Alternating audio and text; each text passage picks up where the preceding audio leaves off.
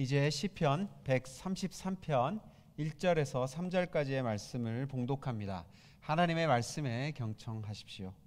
그 얼마나 아름답고 즐거운가.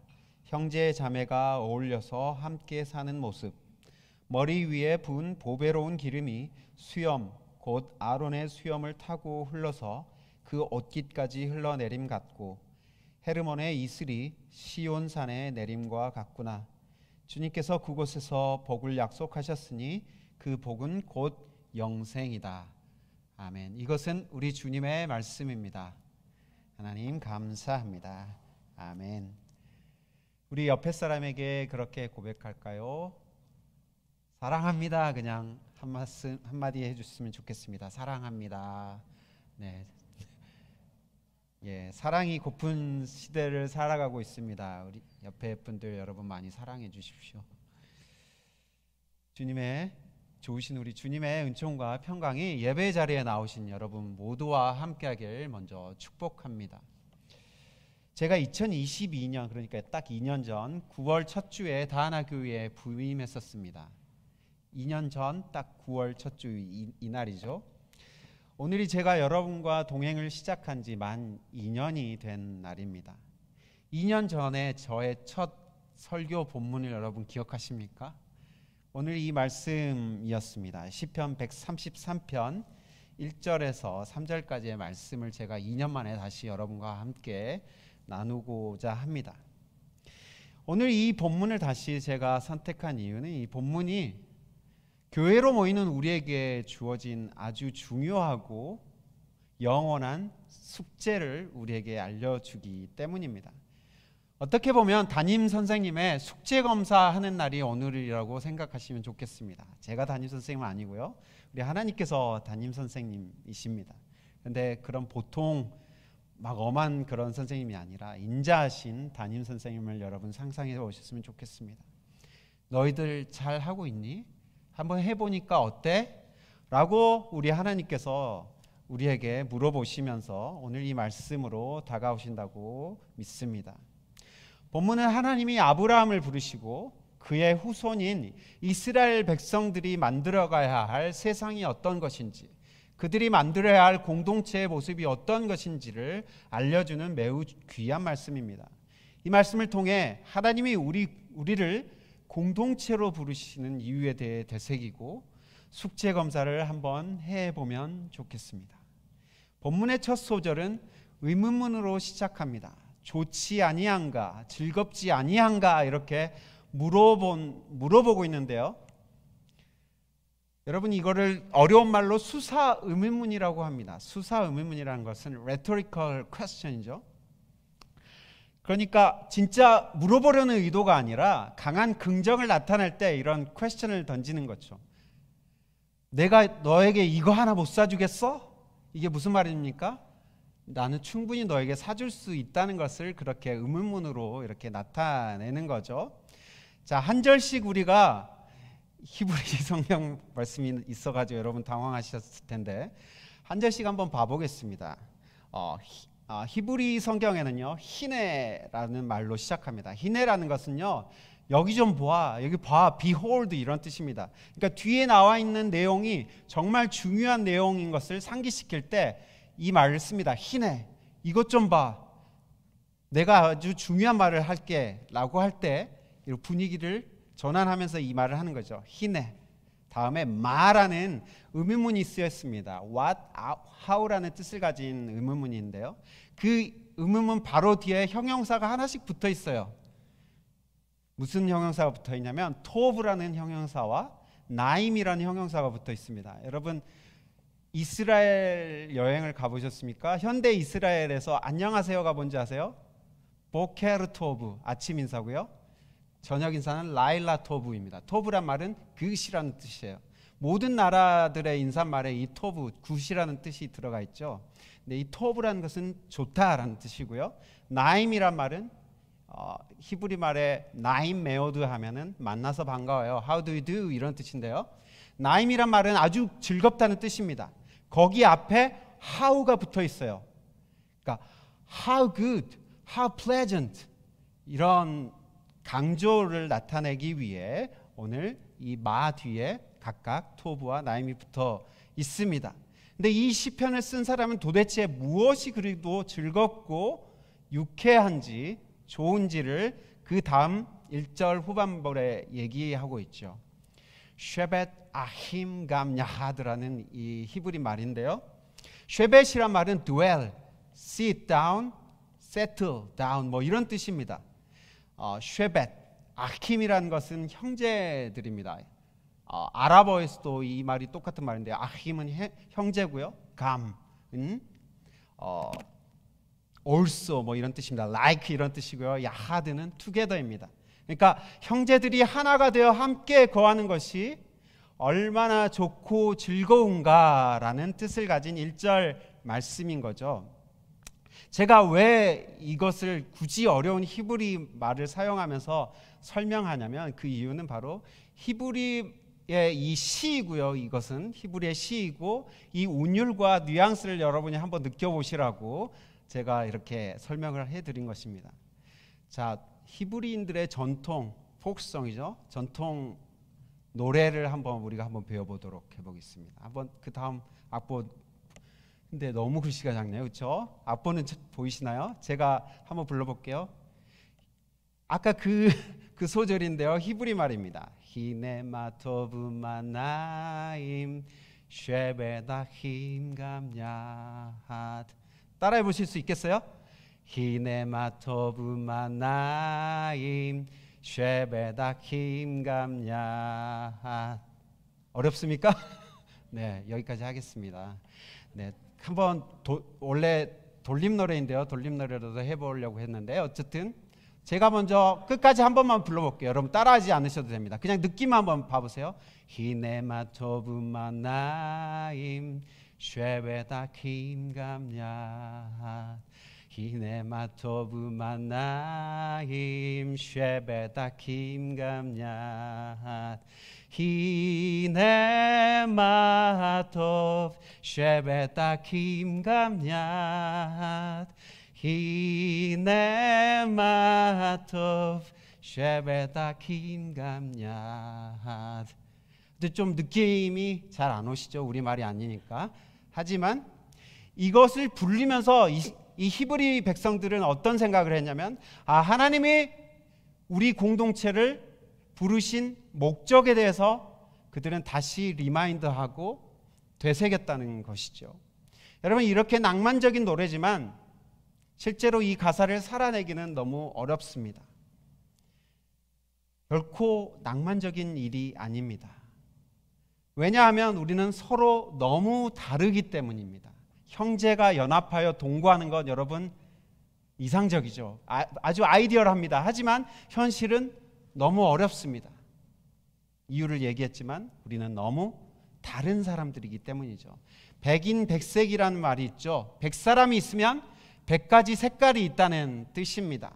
사람은 저마다 추구하는 바가 다르기 때문에 갈등을 피하기 어렵다라는 말을 할 때 이 백인백색이란 말을 우리가 쓰곤 합니다. 여러분 결혼을 생각해 보십시오. 결혼은 두 사람이 하나가 되는데요. 두 사람이 하나 되기도 힘듭니다. 여러분 부부 여러분 동의하십니까? 안 하십니까? 네, 두 사람이 하나 되기도 힘든데 100사람이 하나 된다는 것은 정말 불가능해 보인 일이죠.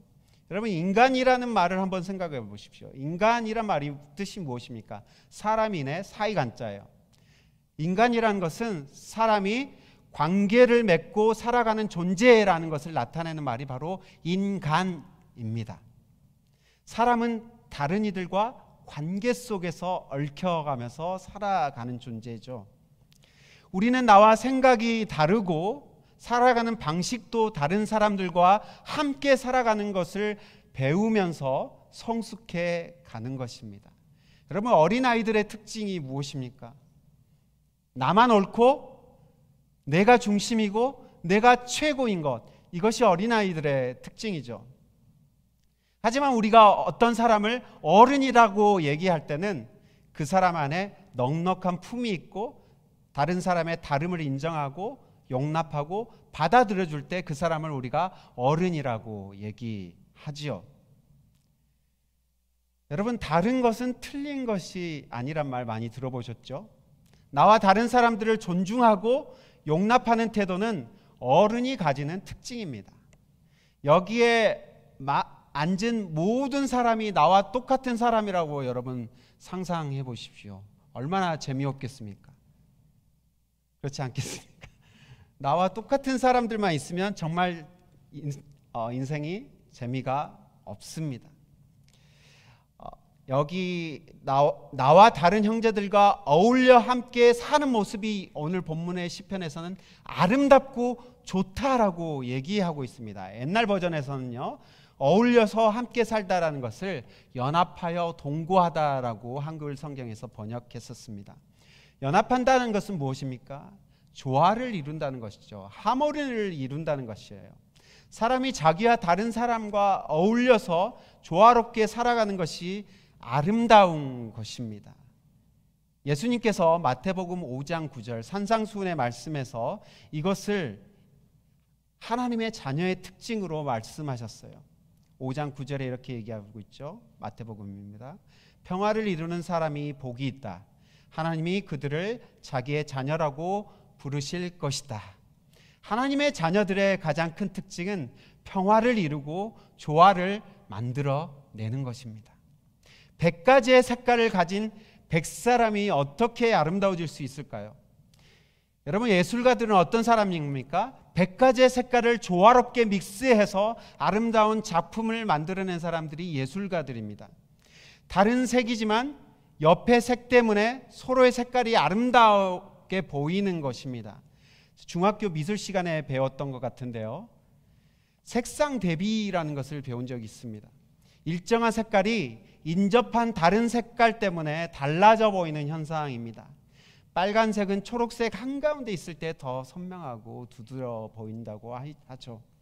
노란색은 검정색 가운데 있을 때 더 돋보이는 것이고요.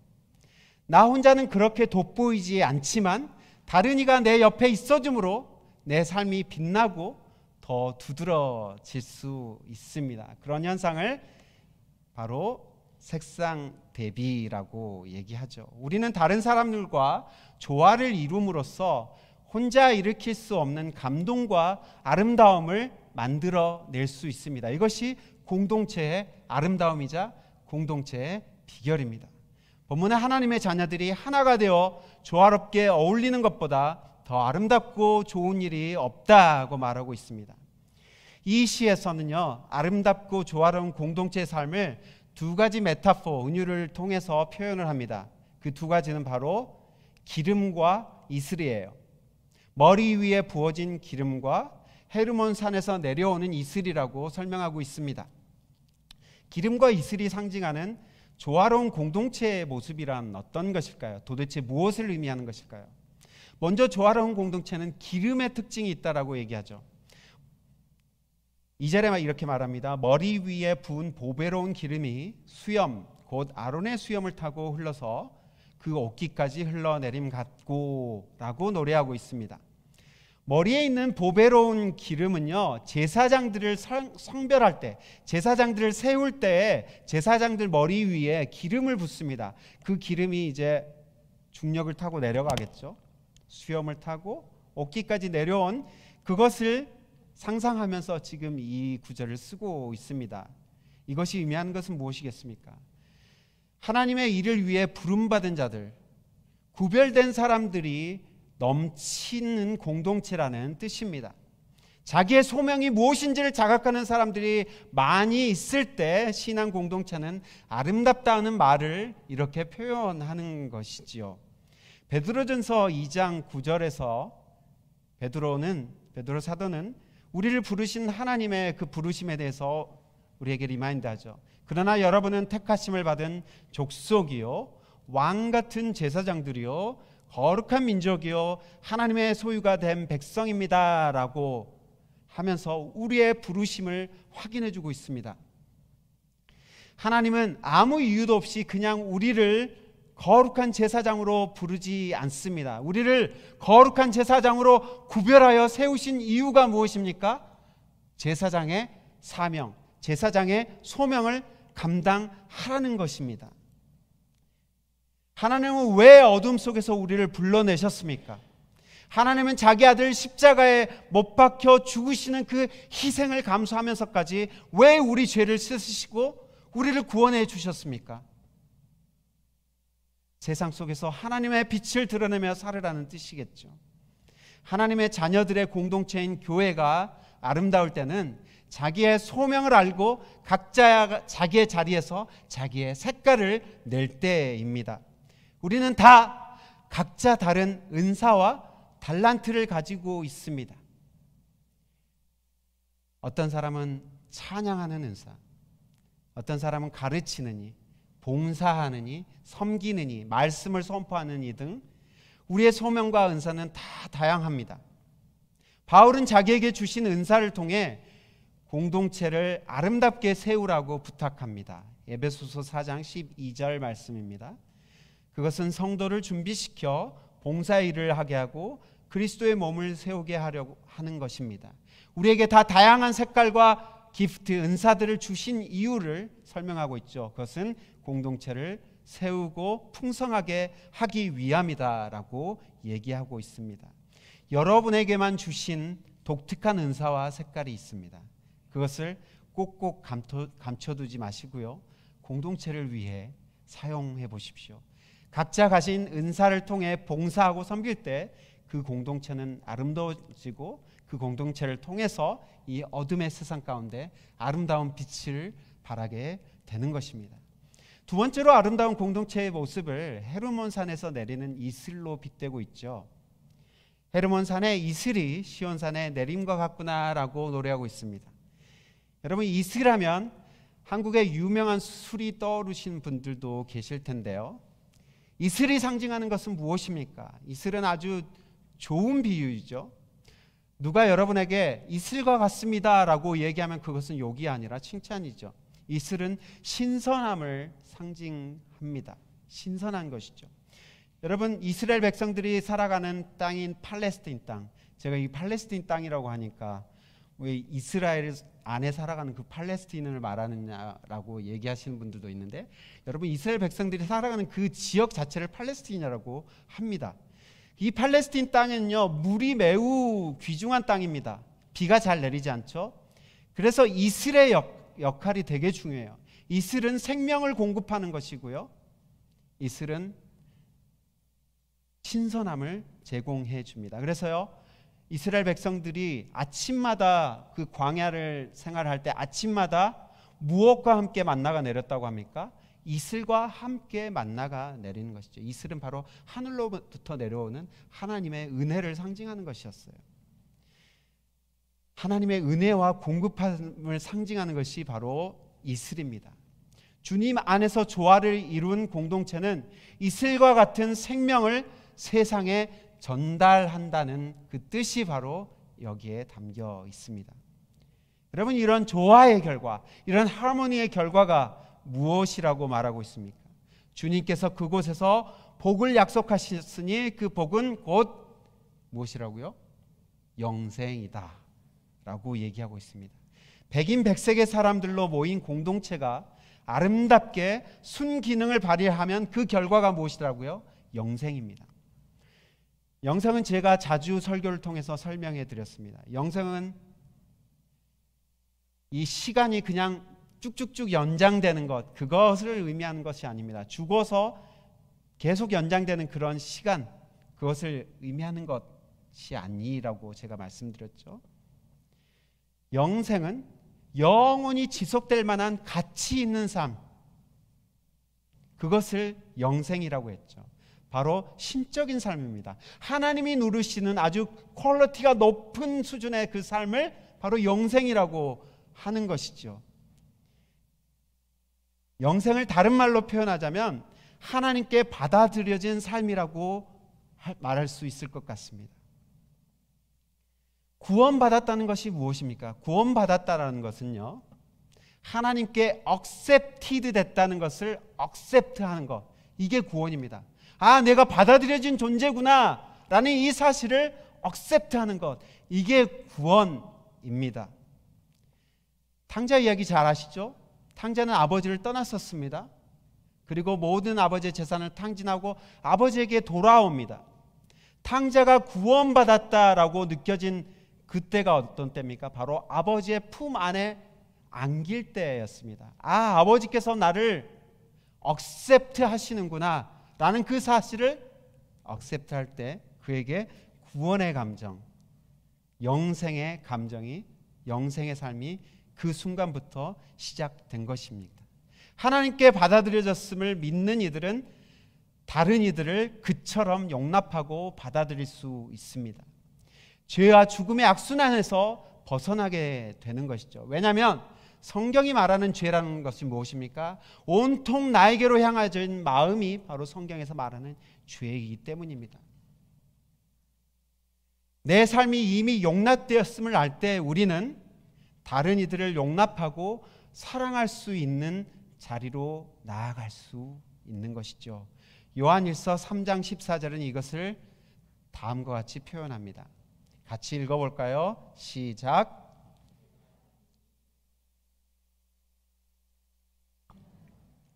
이것을 아는 것은 우리가 형제자매를 사랑하기 때문입니다.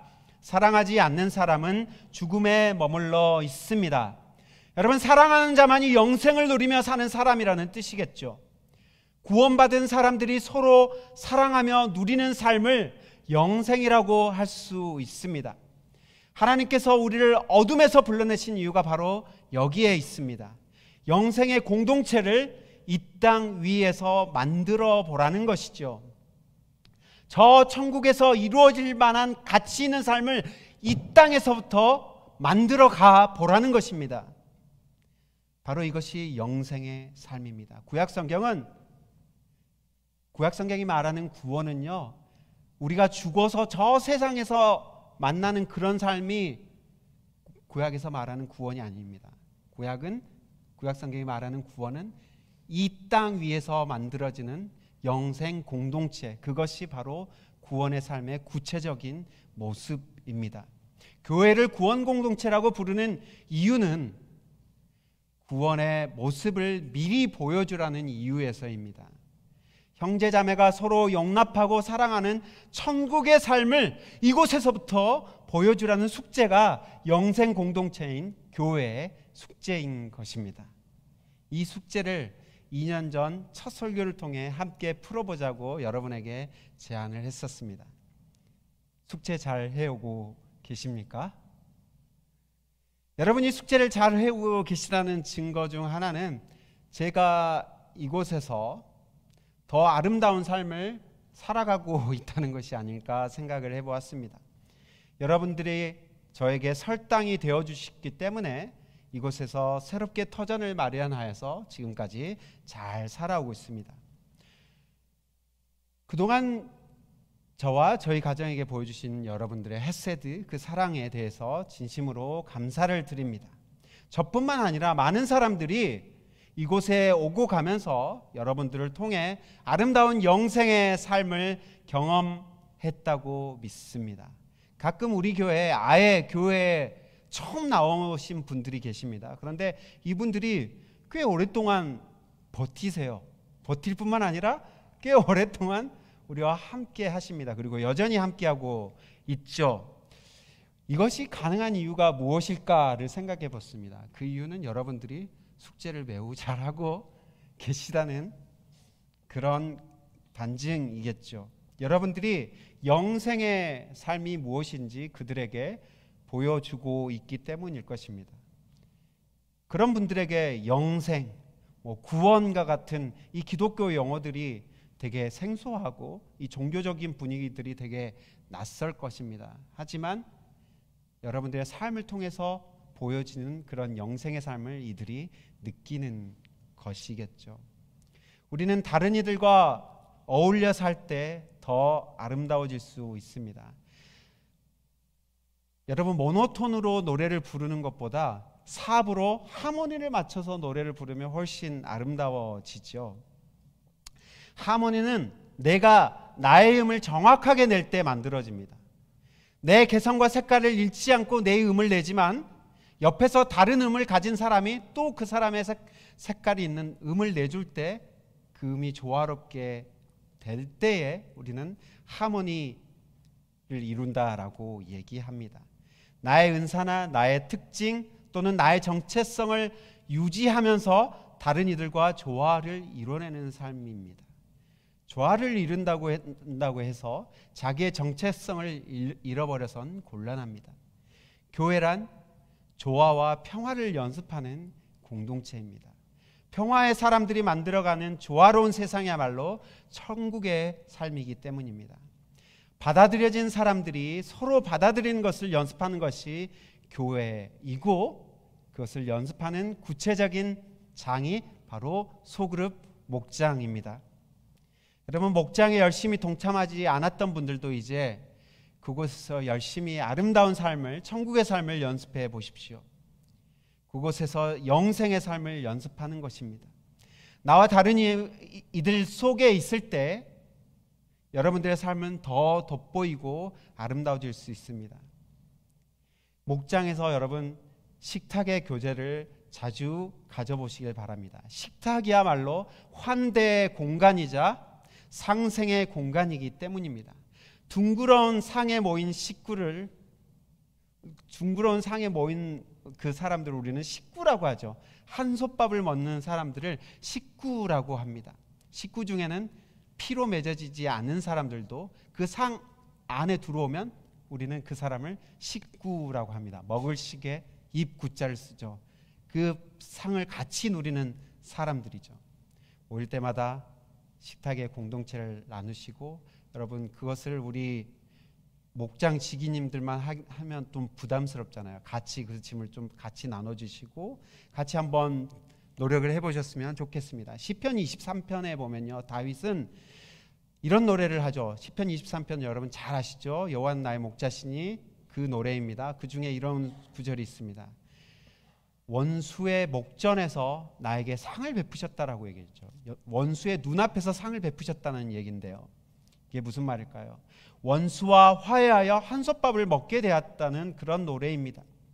다윗은 평화의 공동체, 영생의 공동체를 이미 왕이 오르기 전에 그것을 시도해 보았습니다. 그가 광야에 도망자로 살던 시기에 아둘람 동굴에서 공동체를 이뤘는데, 거기에 모인 사람들이 어떤 사람이었다고 얘기합니까? 불황자들, 거친 사람들, 한마디로 말하면 깡패들인 거죠. 하지만 다윗은 그들을 하나의 공동체로 만들었습니다. 영생의 삶을 광야에서 실험하였고 이것을 노래로 불렀던 것이죠. 다 하나 교회 할 때 이 다 하나라는 말에는 어떤 의미가 숨겨 있습니까? 여럿이 함께 한다는 뜻이 숨어 있고, 모두가 한 꿈 안에서 하나가 된다는 소망이 바로 이 이름에 담겨 있습니다. 우리는 이 하나됨을 연습해보는 공동체입니다. 이를 위해서 작년에 우리가 한 가지 같이 결의한 내용이 있었죠. 장로, 권사 같은 직분을 없애고 모두가 형제 자매로 한번 부르자라고 우리가 한번 결의를 했습니다. 우리가 천국에 갔을 때 아무개 목사, 아무개 집사, 아무개 권사라고 우리가 부를까요? 형제 자매로 우리는 바로 하나님의 나라에서 불리게 될 것입니다. 천국의 삶에 어울리는 호칭이야말로 형제 자매라고 생각합니다. 직함을 부르는 것이 그 사람에 대한 예의라는 것이 한국의 문화 안에서 있기 때문에 여전히 여러분들은 익숙하지 않고 어색할 거라고 생각합니다. 여러분, 파격이라는 말이 있죠. 격이라는 것은 틀을 말하고 형식을 얘기하죠. 그것을 깨뜨리는 것을 파격이라고 합니다. 파격적일 때 우리는 본질에 더 가까이 다가갈 수 있습니다. 새가 알에 갇혀 있는데 그 틀을 깨고 나와야만이 날아갈 수 있는 것이죠.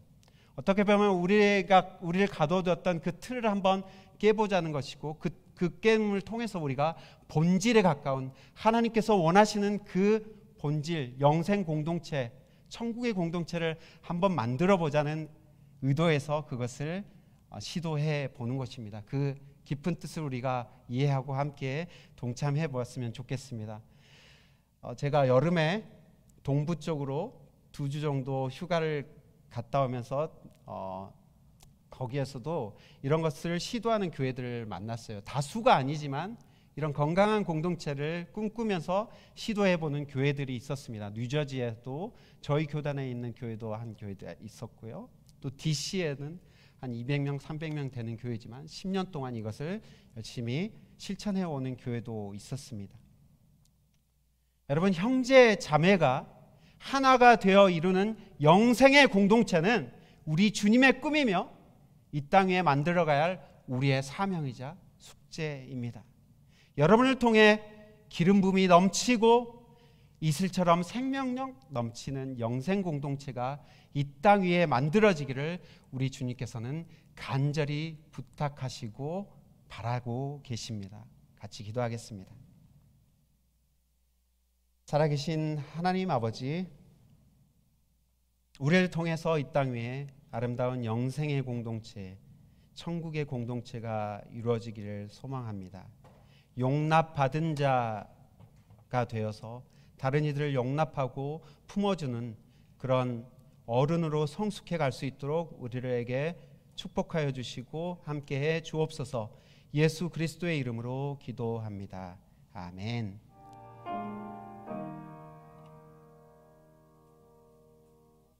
한 주간도 평화가 여러분과 함께 하시길 빕니다. 의자 정리하고 함께 교제하겠습니다.